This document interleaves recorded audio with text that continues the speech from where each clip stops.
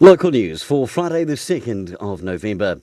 Women make up just 2.6% of workers on the tools in the New Zealand construction sector, and the Buildings Construction Industry Training Organisation says correcting this imbalance is vital to addressing ongoing skill shortages.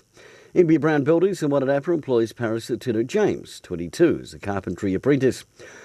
Stephen Brown runs his business by some core values such as family, respect, equal opportunities and providing a positive and engaging learning environment. Real estate listings are up along with the average value compared to the same time last year.